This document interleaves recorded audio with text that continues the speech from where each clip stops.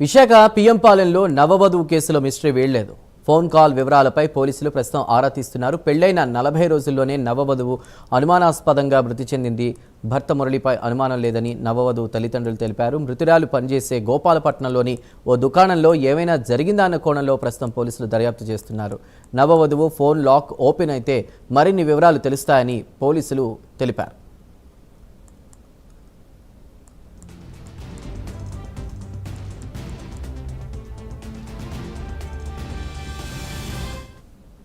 పెళ్లైన 40 రోజులకే నవవధువు అనుమానాస్పద స్థితిలో మృతి చెందింది. దీనిపై పూర్తి వివరాలు మా ప్రతినిధి నరసింహ అందిస్తారు. నరసింహ,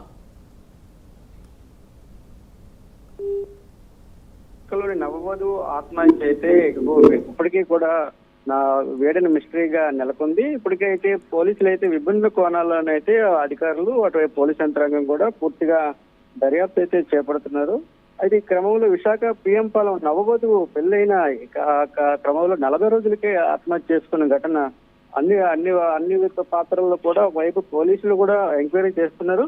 ఈ క్రమం చూసుకుంటే ఏదైతే ఆత్మహత్యకు పాల్పడిన కృష్ణవేణి ఇప్పటికే పోలీసులు అయితే వాళ్ళు టీముల ద్వారా దర్యాప్తు ముమ్మరం చేస్తున్నారు. అయితే ఏదైనా కూడా ఇది 40 రోజుల్లోనే ఈ యొక్క బలమర్మాలకి పాల్పడిన ఘటన ఇప్పటికీ కూడా పలు అనుమానాల్లో కూడా దారితీస్తుందని కూడా వైపు చెప్తున్నారు. అయితే తండ్రి ఏమాత్రం కూడా ఏదైతే ఏ విధంగా తన తల్లుడి మీద ఏమైనా కూడా డౌట్ లేదని కూడా వైపు చెప్తున్నారు.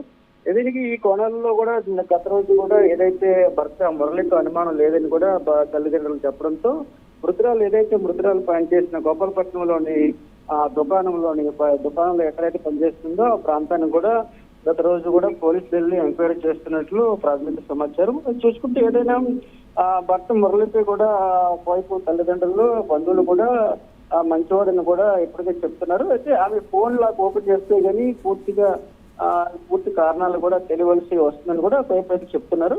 అయితే ఏమైనా కూడా ఇప్పటికే మృతురాలు బంధువులు ఫిర్యాదు మేరకు అయితే తమదైన శైలిలో ఏదైతే పోలీసులు అయితే విభిన్న కోణాల్లో కూడా దర్యాప్తు చేస్తున్నారు. అయితే ఈ క్రమంలో 2-3 రోజుల్లో ఏదైతే ఇప్పుడు చనిపోయినటువంటి కృష్ణవేణి కేసు పూర్తిగా కొన్ని ఆధారాలతో బయటకు వచ్చే అవకాశం ఉందని కూడా వైపు పోలీసు వర్గాలు చెప్తున్నారు. Right Narasimha, thank you.